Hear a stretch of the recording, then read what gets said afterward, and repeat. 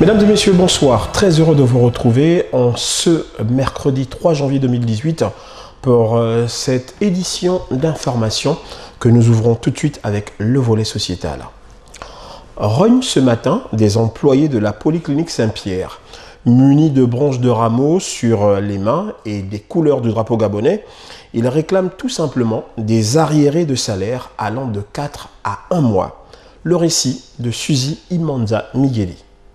Les employés de la Polyclinique Saint-Pierre sont montés au créneau ce matin pour cause de non-paiement de salaire depuis plusieurs mois.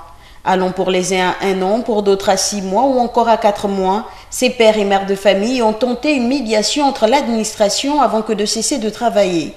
Des accords ont été signés, mais malheureusement, malgré un préavis de grève déposé sur la table des responsables administratifs, les engagements pris par ceux-ci n'ont pas été respectés, d'où ce mouvement. Nous on veut demander que nos salaires, les 7 mois, 5 mois, 8 mois, il y en a qui ont 12 mois impayés, les salaires impayés. La direction, en octobre, nous avons déposé un préavis de grève. Le préavis, la direction nous avait rendu une lettre où on avait déposé à la direction, à l'inspection du travail. D'abord, on a été convoqué, ni la direction, le syndicat et les délégués. Nous sommes allés pour une conciliation. Le 18 octobre, les PV ont été signés. Le procès verbal est même là.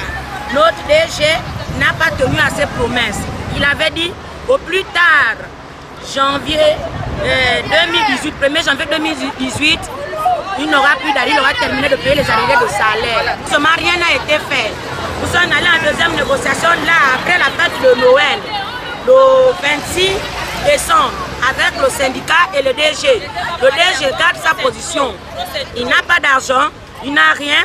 Il paraît que les assurances, puisqu'aujourd'hui il nous reste la grosse assurance qui nous reste, c'est la CNAM-GES. Sous prétexte que la grande assurance qui nous reste, la CNAM-GES, ne reverse pas les prestations faites par la clinique. À la clinique, pour pouvoir nous payer nos salaires. Nous voulons bien travailler. Mais les problèmes qui nous écœurent un peu, c'est, je peux dire, la mauvaise volonté de nos chefs qui ne font le pas nous remettre dans nos droits. Nous, on ne veut pas autre chose que nos salaires. On ne réclame pas plus, on ne réclame pas l'augmentation. Aujourd'hui, qu'on ne veut même pas de primes. Aujourd'hui, là, la CNSS n'est pas reversée. Le directeur général a dit ceci.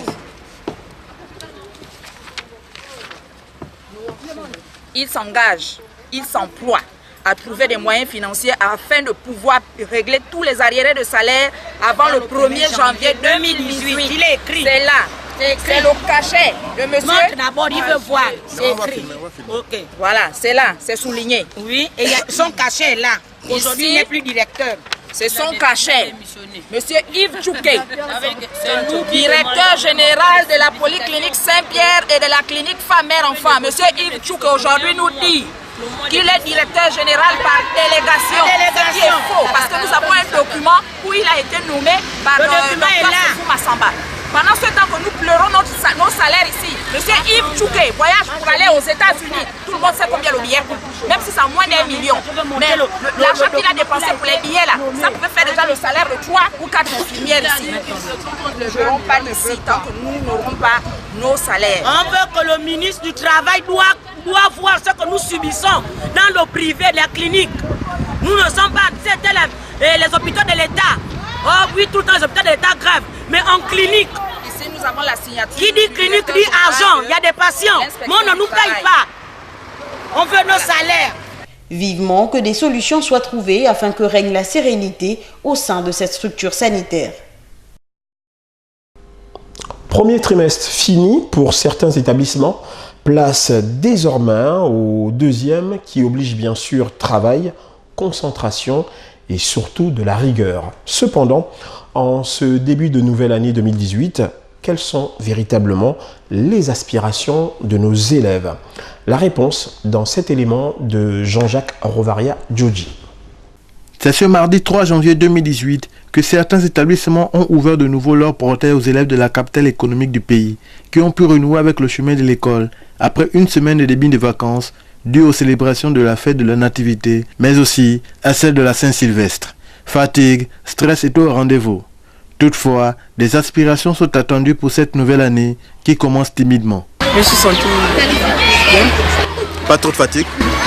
Un peu.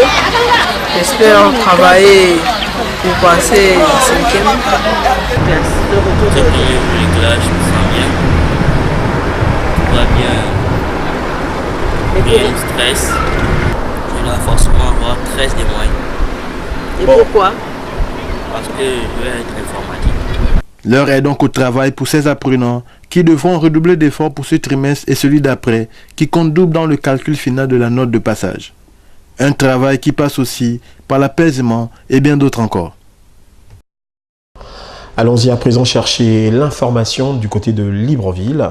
Le sempiternel d'insécurité en milieu scolaire ne cesse de faire parler de lui. Et pour cause, la vente et la consommation des drogues, un phénomène qui, présentement, n'épargne aucun établissement du pays. Le complément d'information avec nos confrères de la radio-télévision Nazareth. Depuis l'année scolaire 2016-2017, l'insécurité en milieu scolaire est devenue très inquiétante. Il ne se passe plus un mois, un trimestre, voire une année sans que l'on ne déplore des cas de violence, de viol et d'agression dans les établissements du Gabon. Si pour certains le phénomène était la panachée des établissements de Libreville, le cas du vendredi 1er décembre dernier au collège Edouard Egogadoyem viendrait ici prouver qu'aucun établissement du pays est à l'abri d'actes d'insécurité. Ils sont très jeunes à arriver au collège et au lycée, mais ce sont ces derniers qui sont les auteurs des actes d'insécurité grandissants dans les établissements. La jeunesse est sacrée et met le martelé le feu président Omar Bongo Ondimba. Serait-elle cette jeunesse de nos jours sacrifiée? La réponse à cette question serait l'affirmative au regard des actes et à la montée crescendo de l'insécurité dans les établissements. L'éducation des enfants est la prérogative des parents. Ces derniers semblent avoir démissionné. Il n'est pas étonnant d'entendre un père ou une mère dire que cet enfant me dépasse, comme pour excuser leur mauvaise et ou manque d'éducation. Les pouvoirs publics qui ont la charge de sécuriser les populations en général et la jeunesse en particulier sont à nouveau interpellés afin qu'ils trouvent des solutions pérennes à l'insécurité grandissante dans les établissements du Gabon. 2016-2017, c'était le CS Liomba 2 qu'un élève avait été assassiné par ses camarades. 2017-2018, le même phénomène s'est reproduit au collège Edouard Egogadoyem. Et cela au premier trimestre. Combien de corps d'élèves les pouvoirs publics attendent à voir pour prendre des mesures afin de sécuriser les établissements du Gabon? Ce sont autant d'interrogations que se posent les populations gabonaises. Ouvrons à présent notre traditionnel chapitre d'information consacré à l'actualité sur le continent. Nommé le 30 décembre 2017 dernier, le nouveau chef de l'exécutif du Mali, Souleymou Boubèye Maïga, a formé son gouvernement. La nouvelle équipe compte exactement 36 membres contre 35 auparavant. Néanmoins, ce dernier promet de poursuivre le travail déjà entamé, notamment le projet de réconciliation nationale et la sécurité de ses compatriotes. Je vous propose de l'écouter dans ce reportage.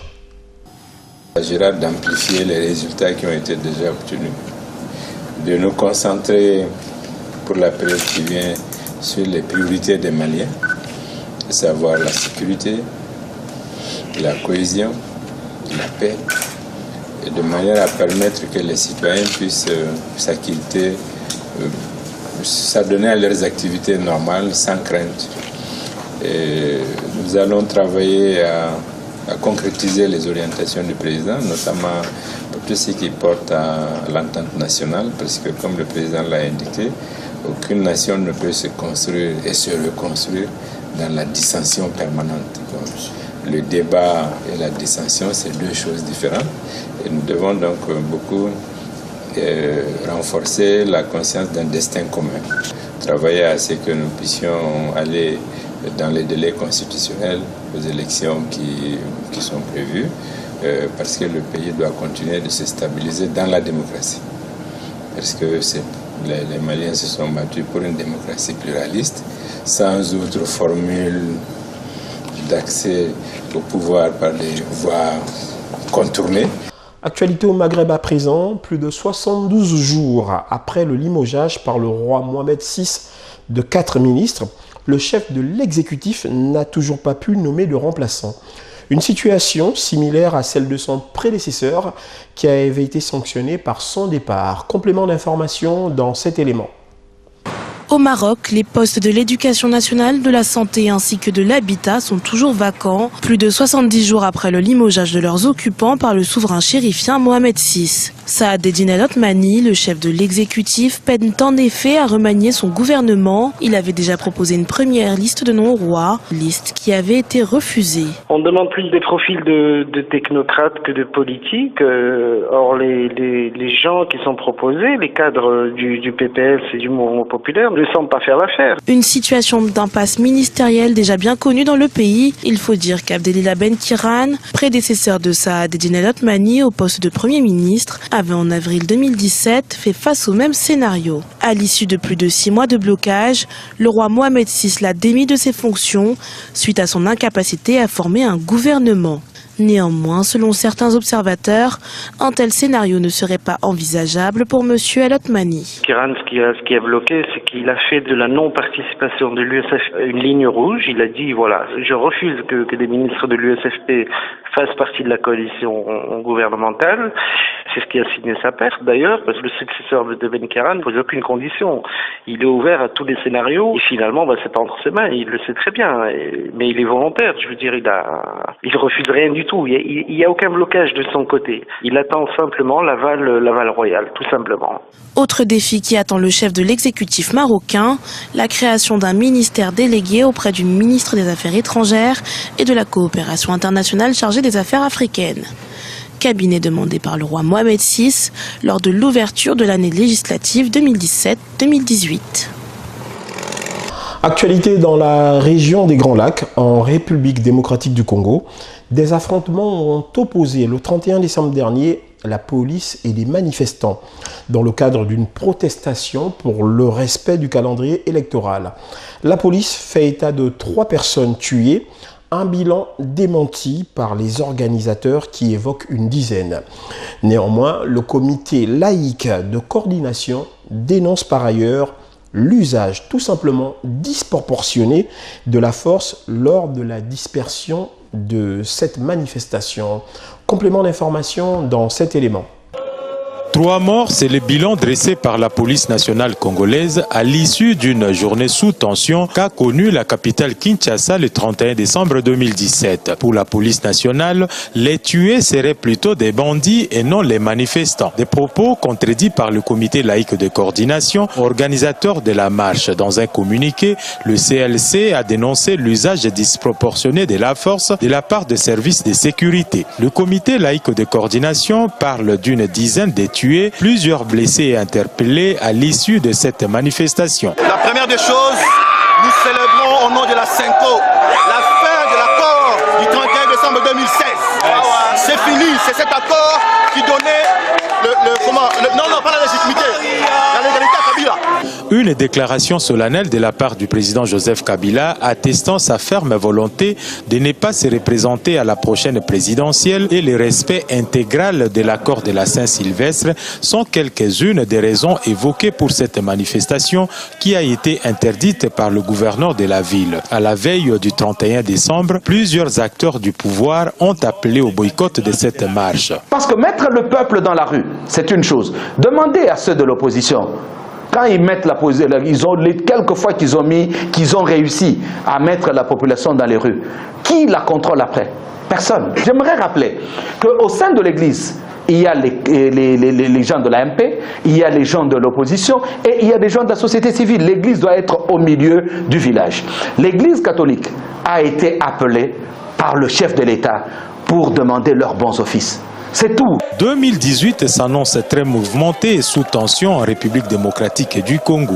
Le comité laïque de coordination annonce la poursuite des manifestations similaires tout au long de l'année. Un bras de fer qui, selon les observateurs, mettra en exergue l'Église catholique avec cette structure qui bénéficie du soutien de partis de l'opposition, eux qui ont tenté sans succès d'organiser des manifestations au cours de l'année 2017. Notons que l'Internet coupé la veille du 31 décembre par le gouvernement a été rétabli dans la nuit du 1er janvier 2018. Ouvrant à présent la chronique sport pour la boucle de cette édition d'information, la Fédération gabonaise de handball, par la voix de son chargé en communication, a tenu à faire un bilan sur les matchs préparatifs comptant pour la Coupe d'Afrique des Nations 2017-2018 qu'organisera le Gabon. Je vous propose de l'écouter au micro de nos confrères de la radio-télévision Nazareth. Un stage qui est prévu pour l'équipe nationale. Alors, ce stage prend en compte, bien entendu, les joueurs locaux. Il y a aussi quelques 2-3 qui viennent de l'extérieur.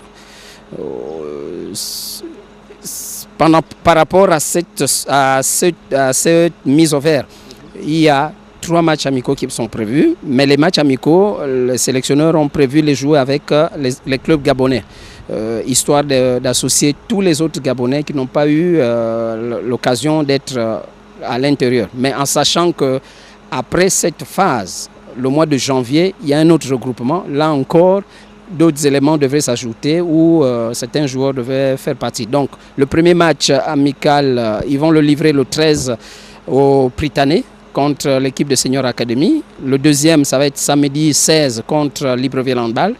Et le troisième, ça va être le 20 contre la sélection de tous les clubs de l'estuaire. Voilà. La compétition elle-même, du moins la CAN, va se dérouler du 17 au 27 janvier 2018. Avant cette période, bien entendu, le 3 janvier, après ce stage du mois de décembre, l'équipe nationale va rentrer en regroupement qui va être un regroupement jusqu'à la fin de la compétition. Mais en sachant qu'entre le 5, du moins entre le 3 et le 8, il y aura un tournoi international. Le 5, le 3, le 5 et le 7. Ça va être 3 matchs, lesquels 3 matchs permettront aux sélectionneurs d'arrêter la liste définitive des 18 qui vont jouer la CAN du 17 au 27. Mais entre le 8 au plus tard, le 8 janvier, nous devons avoir la liste définitive. Mais entre le 8 et le 16, là encore, nous avons, du moins la fédération et l'encadrement technique, ont prévu 2 matchs amicaux pour garder le groupe en train, pour que le premier match, il l'aborde avec le rythme qu'il faut.